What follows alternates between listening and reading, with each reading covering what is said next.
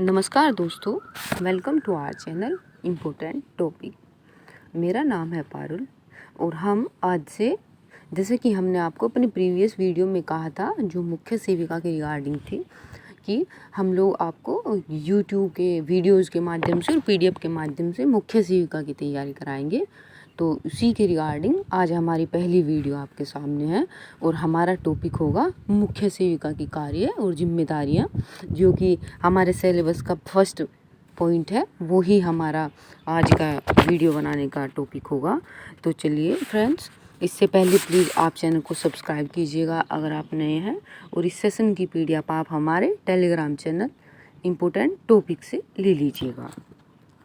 तो चलिए दोस्तों शुरू करते हैं। दोस्तों पहले हम लोग, आप ये मत समझिएगा कि ये डेटा कहाँ से उठाया, क्योंकि अभी मार्केट में कोई बुक अवेलेबल नहीं है। तो आप लोग के मन में क्यूरियोसिटी होगी ये जानने की कि ये डेटा आया कहाँ से है। तो मैं आपको विद प्रूफ दिखाऊंगी कि ये मैंने डेटा सारा का सारा ऑफिशियल वेबसाइट से दिखाया है। ऑफिशियल वेबसाइट दोस्तों, जब हम कोई ऑब्जेक्शन भी रेज करेंगे कभी एग्ज़ाम के बाद, तो वो सबसे ज़्यादा ऑथेंटिक माना जाता है।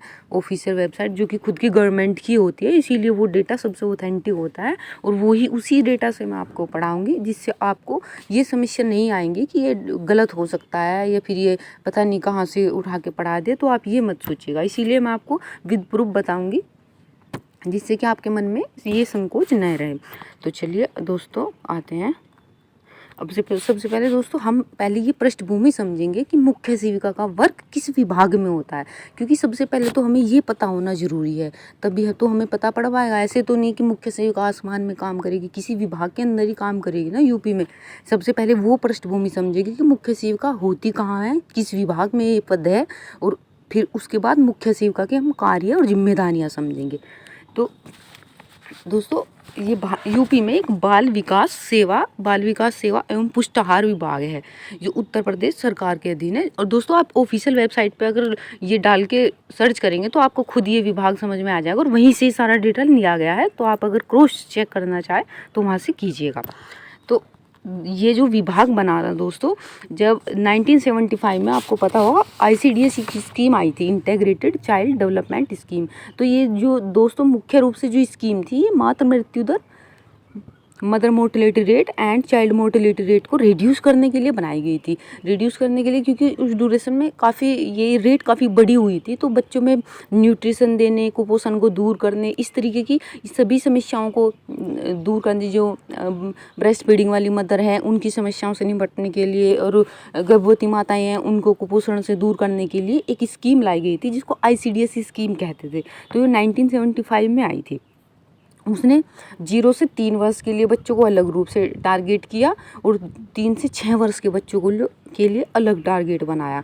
और उसमें गर्भवती महिलाएं और ब्रेस्ट फीडिंग वाली महिलाएं आती, बस ये उसके लाभार्थी हैं। ये तीन उसके अलग अलग टाइप से लाभार्थी हैं, और उनको ही इसका लाभ मिलता है। तो उनको देने के लिए 1975 में, देखिए ये सब कुछ लिखा हुआ है, 1975 में इसकी स्थापना के बाद से आंगनवाड़ी सेवाएं योजनाओं ने अपने दायरे में उल्लेखनीय विस्तार किया। प्रदेश में बच्चों के सर्वांगीण विकास एवं कल्याण हेतु आंगनवाड़ी सेवाएं योजनाएं के संचालन के लिए, मतलब ये तो केंद्र के स्तर पे बनाई गई थी दोस्तों। ये भारत गवर्नमेंट ऑफ इंडिया ने बनाई थी, नहीं कि गवर्नमेंट ऑफ यूपी ने नहीं बनाई थी। तो ये केंद्र की योजनाएं थी। तो इसको एग्जीक्यूट कराने के लिए एक प्रॉपर वे में उसको यूपी में भी 1988 में बाल विकास एवं पुष्टाहार विभाग बनाया गया, जो दोस्तों ये डायरेक्ट जो हमारा महिला एवं बाल विकास मंत्रालय है उसी के अंडर में ही काम करता है। और ये बनाया गया, और इसमें वर्ष 2008-2009 में एक योजना का सार्वभौमिकरण हो चुका है, मतलब हर जगह फैल चुकी है योजना। और यह योजना प्रदेश के समस्त 75 डिस्ट्रिक्ट है, 897 बाल विकास परियोजनाओं एवं 1,89,789 आंगनवाड़ी केंद्रों के माध्यम से योजनाएं संचालित है। तो दोस्तों इस योजना में हर एक गांव में एक आंगनवाड़ी केंद्र बनाया गया था। हर एक गांव में, जो भी एक बड़ा सा गांव होगा, हर एक में आंगनवाड़ी केंद्र बनाया गया था। और उसमें एक जो आंगनवाड़ी कार्यकर्ता रहती है उनको रखा गया, ताकि उस गाँव के जितने भी 0 से 6 वर्ष के बच्चे हैं उनके लिए एक उनके नाम सहित एक रजिस्टर बनाया, और उनमें जो कमी है, जिसका उन्हें टीकाकरण कराना है, जो भी उसमें कुपोषण है, सब कुछ उसमें रजिस्टर में नोट करे। और गर्भवती महिलाओं का जिसका टीकाकरण हो गया, कितनी गर्भवती महिलाएं हैं, इस तरीके कितनी ब्रेस्ट फीडिंग वाली मदर है उनको वही जहाँ आपने देखा वो बच्चों को सत्तू दिया जाता है, दाल दी जाती है, पुष्टाहार सप्लीमेंट्री फूड दिए जाते हैं, वो इसी ICDS के थ्रू ही दोस्तों दिए जाते हैं। आपने देखा होगा गांव में डिस्ट्रीब्यूट होता है सब।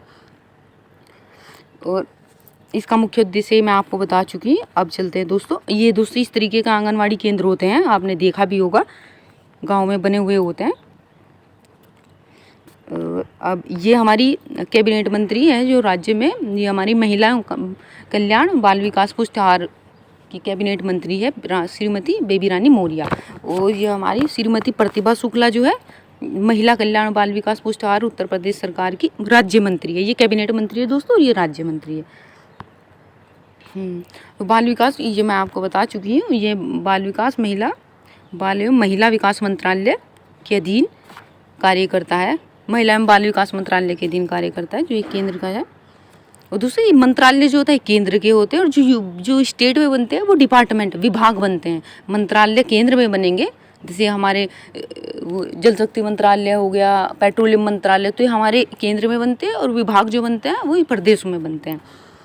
ये हल्का सा डिफरेंस। अब देखते हैं दोस्तों बाल विकास एवं पुष्टाहार विभाग का जो एडमिनिस्ट्रेटिव स्ट्रक्चर है, मतलब किस वे में इस तरीके को उसमें जितने भी कर्मचारी है उसको किस तरीके में सीरीज में लगाया गया, उसमें सभी कर्मचारी आएंगे और उसको सीरीज में लगाया जाएगा।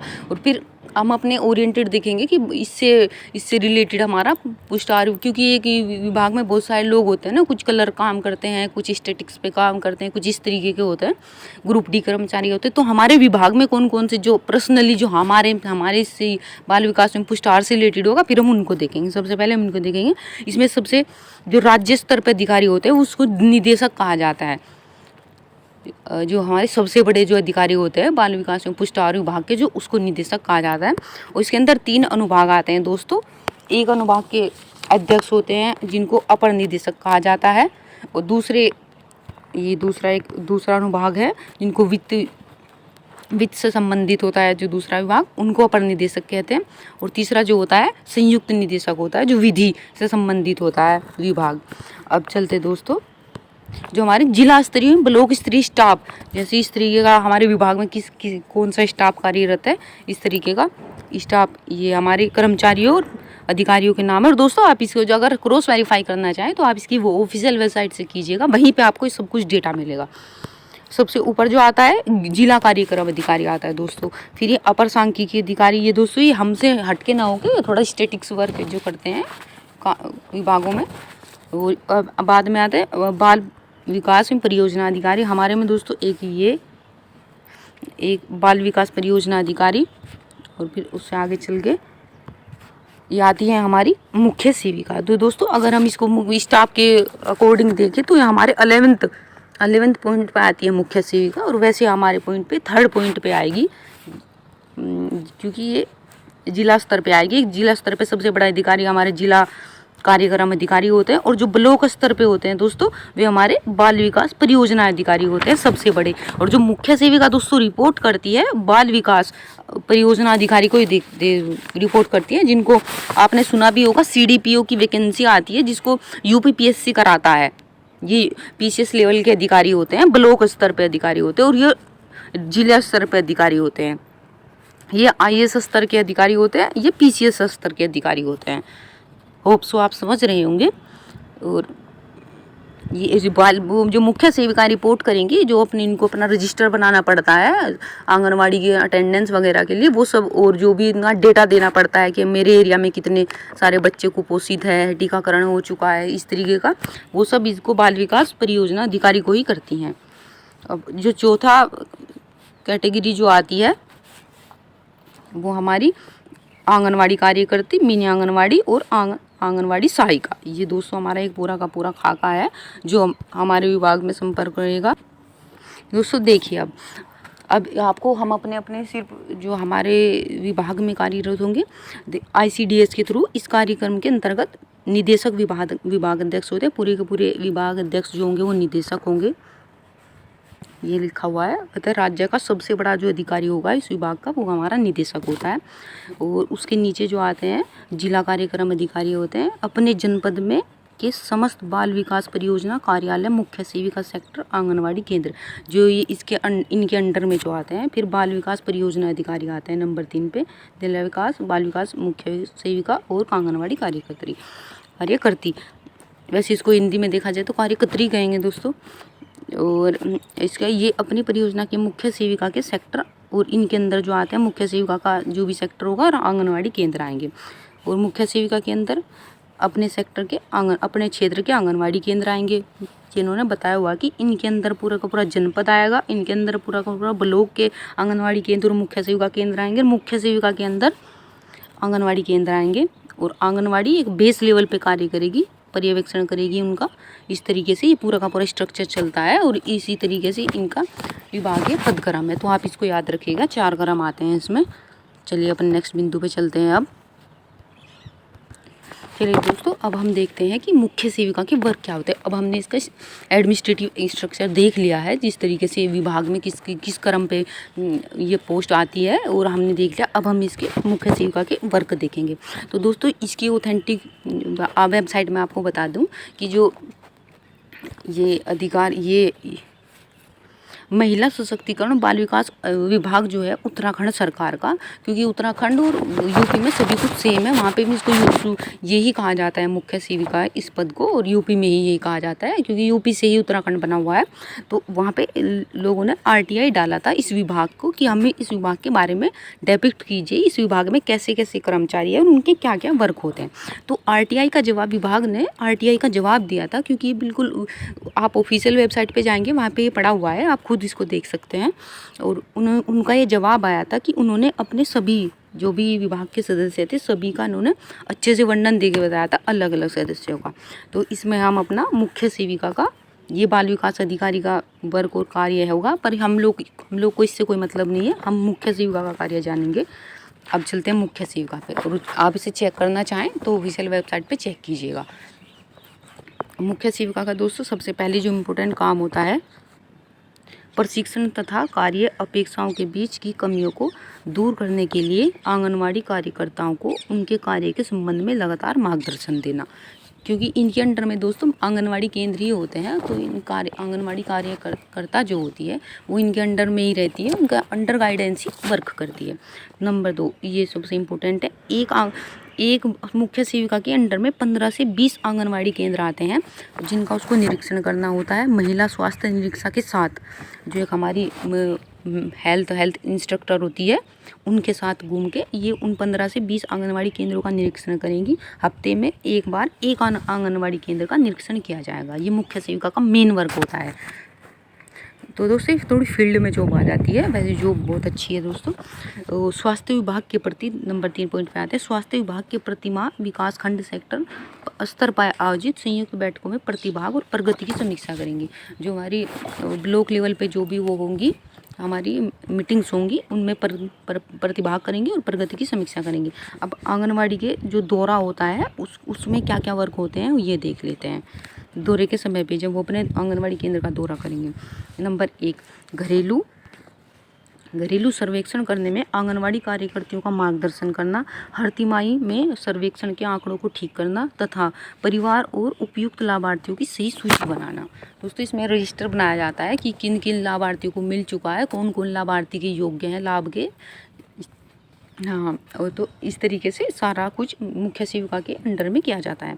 नंबर 2 सामाजिक और आर्थिक रूप से लाभार्थियों, कमजोर लाभार्थियों तथा गंभीर रूप से कुपोषित बच्चों को सूची में सम्मिलित करना। नंबर 3 पॉइंट इज कुपोषित बच्चों की सही उम्र का पता लगाना, उनका वजन करना, उनकी वृद्धि चार्ट में वजन अंकित करने में कार्यकर्ती की मदद करना। जो उनका वजन नापा जाता है वो रजिस्टर में दोस्तों नोट किया जाता है कि कौन सा बच्चा किस लेवल का कुपोषित बच्चा है, उनका वजन क्या है, उनका स्तर क्या है, प्रोटीन स्तर क्या है। इस तरीके से कार्य जो हमारी आंगनवाड़ी कार्यकर्ती होंगी उसकी मदद की जाएगी। और नंबर 4 खतरे की सीमा वाले बच्चों और माताओं को पता लगाना, उन्हें प्राथमिक स्वास्थ्य केंद्र जो दोस्तों होते हैं, प्राइमरी हेल्थ सेंटर जो हर एक गाँव में 15 से 20 हज़ार जनसंख्या में बनाए जाते हैं, प्राइमरी हेल्थ केंद्र या अस्पताल में भेजने में कार्यकर्ती की मदद करना। 5th पॉइंट है गंभीर रूप से कुपोषित बच्चे जो होंगे का स्वयं वजन करके जो भी गंभीर कुपोषित होंगे उनका वजन स्वयं नाप के उनकी जांच करना, उनके स्वास्थ्य में सुधार लाने के लिए कार्यकर्ता की मदद मार्गदर्शन करना। पाठशाला पूर्व गतिविधि दोस्तों, प्री नर्सरी जो एजुकेशन होती है, जैसे कि आंगनवाड़ी केंद्रों में छोटे छोटे बच्चे वहाँ पे पढ़ने के लिए जाते रहते हैं, वो उसको प्री नर्सरी गतिविधि होती है। ये भी एक आंगनवाड़ी का ही काम है। बच्चों में थोड़ा बैठाना सिखाना, उन्हें कहानियाँ सुनाना, कहानियों के थ्रू उनका मार्गदर्शन करना, खेलों का आयोजन, आकृतियों और अंगों की पहचान आदि में कार्यकर्ता की मदद करना। 6 पॉइंट है पोषण तथा स्वास्थ्य शिक्षा दिवसों में का आयोजन करवाना तथा इनमें कार्यकर्ता की मदद करना।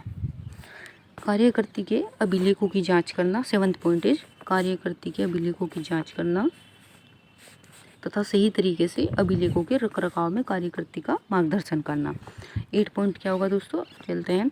आंगनवाड़ी कार्यकर्ता की कार्य संबंधी समस्याओं का पता लगाना और इस समस्या को सुलझाने का मार्गदर्शन करना। कभी कभी ऐसा होता है आंगनवाड़ी को कोई समस्या होती है, वो अपना कार्य सही से नहीं कर पा रही है, कुछ भी जैसे ऑब्स्टिकल होती है तो वो उनको रिपोर्ट करेंगी।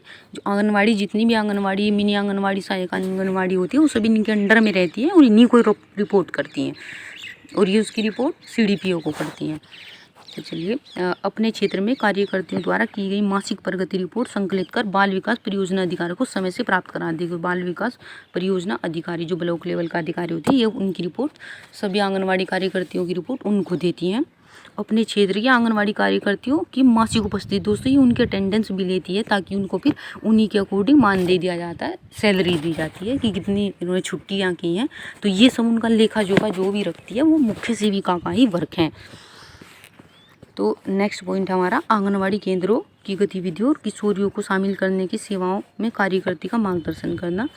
और अन्य कार्य में दोस्तों समय समय पर सक्षम स्तर पर सौंपे गए अन्य कार्य। तो वही तो अन्य कार्य में दोस्तों एडिशनल वर्क हो जाते हैं जो कभी कभी वैसे होते हैं, बट नॉर्मल जो वर्क होता है हमारा नॉर्मल वर्क यही होता है। आगे दोस्तों आंगनवाड़ी कार्यकर्ती हम सहायिका का वर्क आ जाता है, बट हमें इससे कोई लेना देना नहीं है, हमें सिर्फ मुख्य सेविका का ही वर्क देखना था। तो दोस्तों मैंने आपको सिर्फ ऑथेंटिक डेटा के साथ कवर कराया है। आप जिससे आप अगर एग्जाम में आपको कोई डिस्प्यूट होता है तो ऑब्जेक्शन रेज करने में आपको आसानी रहेगी और आपका ऑब्जेक्शन ऑथेंटिक माना जाएगा, क्योंकि वहाँ पर रेफरेंस ऑथेंटिक बुक देना होता है। इसीलिए आप, और अगर आप खुद इस डेटा को चेक करना चाहें तो आप खुद से कीजिएगा। इसीलिए मैं आपको जो भी पढ़ाऊंगी एकदम ऑथेंटिक पढ़ाऊंगी, चाहे मेरी वीडियो होगी या नहीं, ये बात आपको बिल्कुल निश्चिंत कर दी जाएगी। अगर आपको समझ में आया है तो प्लीज़ हमारी वीडियो को लाइक कीजिएगा, सब्सक्राइब कीजिएगा और हम अपने फिर नेक्स्ट टॉपिक के साथ मिलेंगे। नमस्कार दोस्तों।